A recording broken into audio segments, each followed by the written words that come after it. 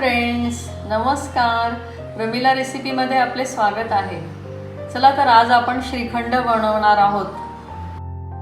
श्रीखंडसाठी 2 litre दूध आणि त्यात 1 चमचा विरजण घालून मी हे दही तयार केलेले आहे. रात्री विरजण टाकले. हे अशा प्रकारे दही बनलेलं आहे. आता आपण हे एका कापडामध्ये टाकून घेऊया, म्हणजे चक्का तयार होईल. 5-6 तासामध्ये चक्का तयार होऊन जातो. घरी बनवलेले श्रीखंड खूपच छान लागतं. 2 लिटर दुधात 1 चमचा विरजण घातले. काल सकाळी लावलेस.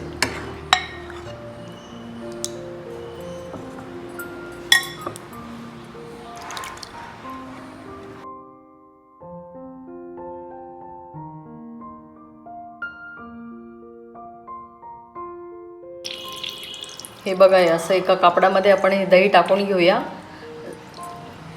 संध्याकाळपर्यंत हा छान चक्का तयार होईल. सगळं पाणी यातलं गळून जाईल आणि घट्टसा असा चक्का तयार होईल. हे बघा, कपड्यातून पाणी गळतंय सगळं. हे बांधून घ्यायचं.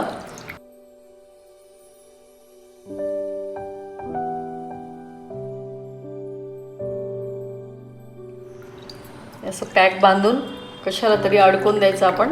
हे खाली पाणी गळत राहील. मग याचा चक्का तयार झाल्यावर आपण श्रीखंड बनवूया.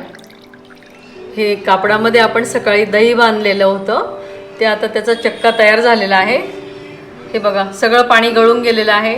6-7 तास झाले याला दही बांधून. हे सगळं पाणी कापडातून गळून गेलं. आता आपण हे चक्का काढून घेऊया बाउलमध्ये.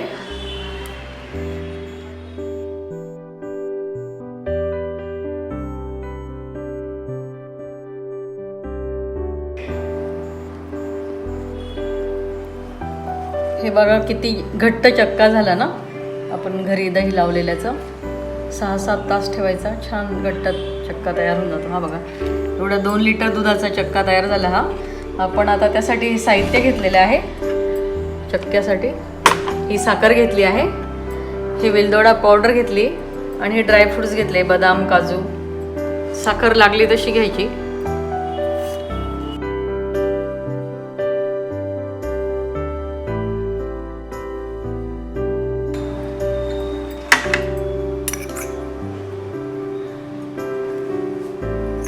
ही वेलदोडा पावडर आहे.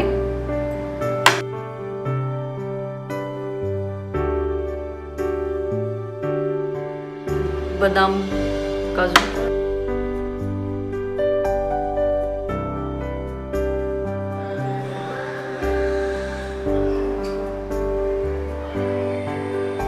आता हे थोडंसं केशर टाकूया आपण.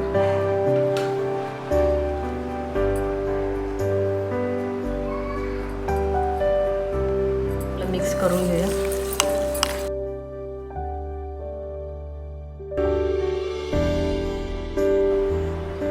हे आपले घरी बनवलेले श्रीखंड तयार झाले. पुरी सोबत खाऊया. खूपच स्वादिष्ट लागते घरी बनवलेले श्रीखंड. आपण पण ट्राय करा अशा पद्धतीने. धन्यवाद.